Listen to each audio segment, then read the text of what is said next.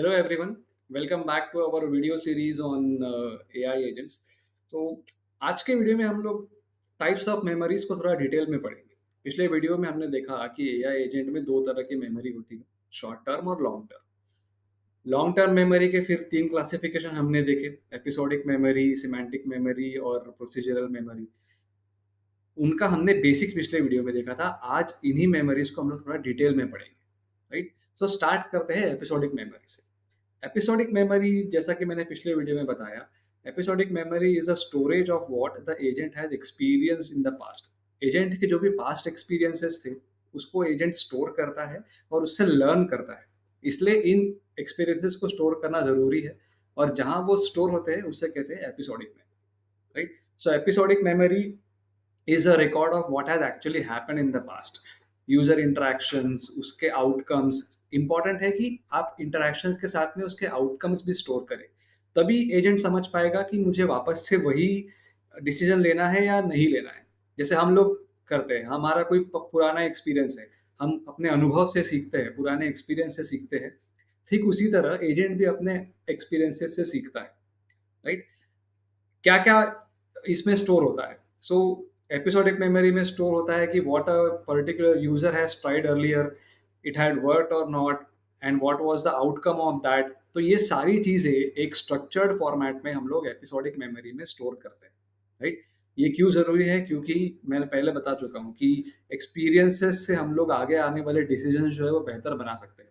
अगर किसी एजेंट ने कोई गलती की है तो उस एक्सपीरियंस को वो स्टोर करेगा। वो ये भी स्टोर करेगा कि मैंने ये डिसीजन लेकर के ये गलती की है, तो आगे आने वाले टाइम में वो वाली गलती फिर से दोहराएगा नहीं, वो वाला डिसीजन फिर से दोहराएगा नहीं, right? It it helps the agent to make better decisions, है ना? तो इसके लिए क्या करना होता है, हमें कुछ की इवेंट्स एजेंट के और उसके एक्शंस, उसका आउटकम्स, ये सबका एक लॉग बना करके, एक स्ट्रक्चर्ड फॉर्मेट में लॉग बना करके उसको स्टोर करना पड़ता है।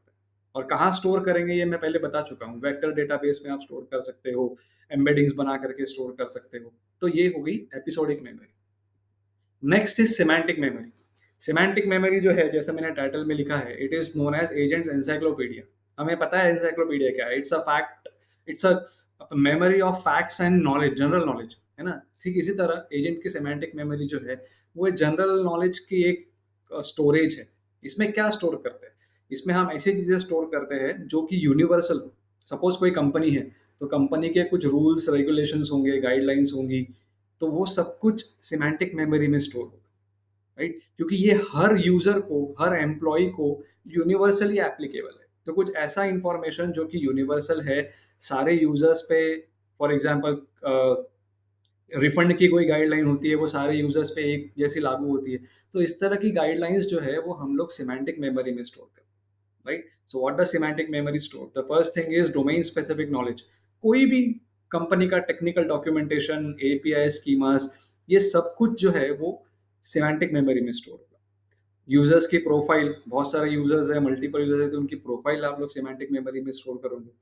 कुछ पर्टिकुलर वोकेबुलरी होती है हर कंपनी की, जो उस कंपनी के स्पेसिफिक होती है, तो उस कंपनी की वोकेबुलरी, जार्गन्स, कीवर्ड्स, ये सब कुछ आप सिमेंटिक मेमोरी में स्टोर करेंगे। तो semantic memory is a universal encyclopedia जो कि मल्टीपल यूजर्स पे एक तरह से लागू होगी। Episodic memory is user specific. Her user का अपना एक एक्सपीरियंस होगा, वो एपिसोडिक मेमोरी में स्टोर होगा, राइट? अब तीसरा है procedural memory. Procedural memory agent को ये बताती है कि कोई काम कैसे करना है। It has rules, regulations and blueprints, है ना?